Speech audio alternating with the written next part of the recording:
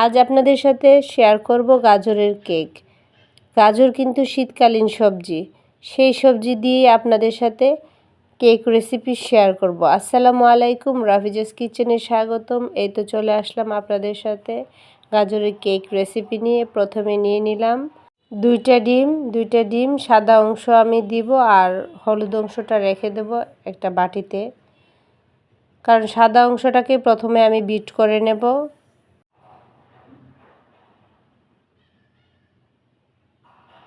তারপর আমি একটা ডাল ঘুটনির সাহায্যে বিট করে নেব। আপনারা চাইলে চামিচের সাহায্য করে নিতে পারেন বা বিটার দিয়েও করে নিতে পারেন।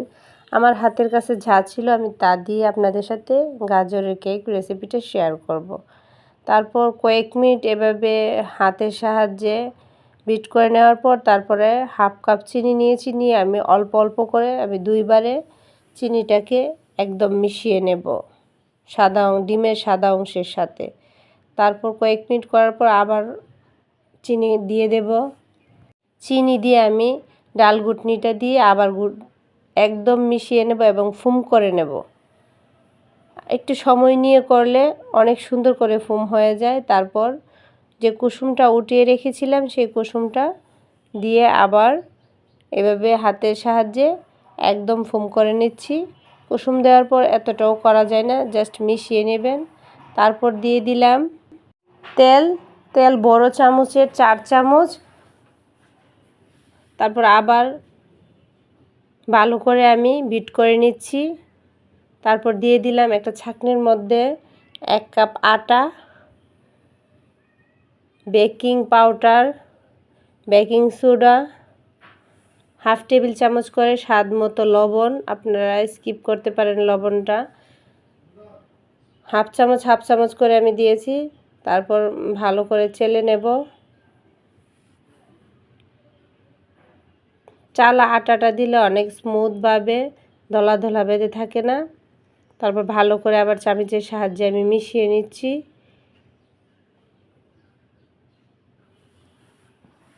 তারপর দিয়ে দেব বিট করা ডিমের মধ্যে গাজরটা দিয়ে আমি ভালো করে মিশিয়ে নিচ্ছি। একটু সময় নিয়ে ভালো করে মিশিয়ে নিতে হবে। তারপর অল্প অল্প করে আটা দিয়ে দেব, একদম অল্প অল্প করে। একসাথে আটাটা দেওয়া যাবে না। আপনি আপনার ব্যাটারটার ওইরকম হিসাব করে দিতে হবে। যেহেতু আমি 1 কাপ আটা নিয়েছি, আমি 1 কাপ আটায় অল্প অল্প করে দিয়ে দিলাম।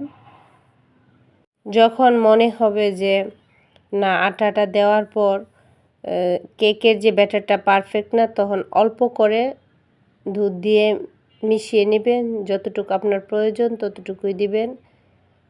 আমি হাফ কাপের চেয়েও কম দুধ অ্যাড করেছি। তারপর এই তো হয়ে গেল আমার কেকের ব্যাটার। আপনারা আপনাদের পছন্দ মতো করে নেবেন।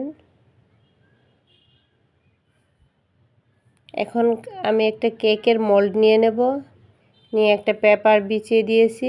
আপনারা চাইলে বাটার পেপার দিতে পারেন। তারপর দিয়ে দিলাম তেলটাকে আমি ভালো করে মিশিয়ে নেব মোল্ডের মধ্যে, যাতে কেকটা সুন্দর করে হয়ে উঠে আসে।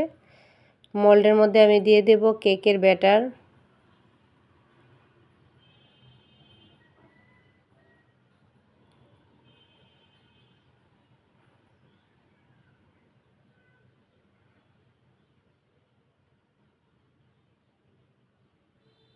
তারপর আমি ট্যাপ করে নেব, যাতে ভিতরে বাবলসগুলা বের হয়ে আসে।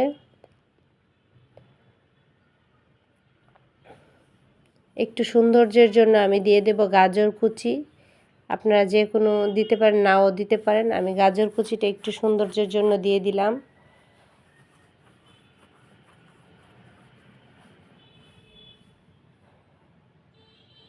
তারপর আবার একটু ট্যাপ করে নেব, যাতে গাজরগুলা ঠিকঠাকভাবে সেট হয়ে যায়।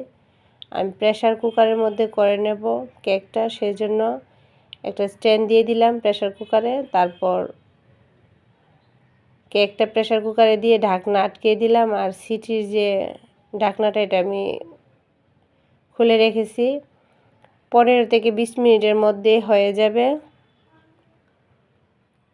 এই তো 20 মিনিট পর আমি ঢাকনা উঠিয়ে চেক করে নিচ্ছি যে কেকটা হয়েছে কিনা পারফেক্টলি। এই তো কেকটা পারফেক্টভাবে হয়ে গেছে। এখন আমি উঠিয়ে নিলাম। এই তো হয়ে গেল গাজরের পারফেক্ট কেক। বাচ্চাদের জন্য অনেক স্বাস্থ্যবান এই গাজরের কেক। আশা করি আপনাদের কাছে এই ভিডিওটা ভালো লাগছে। ভালো লাগলে অবশ্যই ট্রাই করবেন। আর ভিডিওটার মধ্যে লাইক, কমেন্ট এবং শেয়ার করতে ভুলবেন না। সবাই ভালো থাকবেন, সুস্থ থাকবেন। আল্লাহ হাফেজ।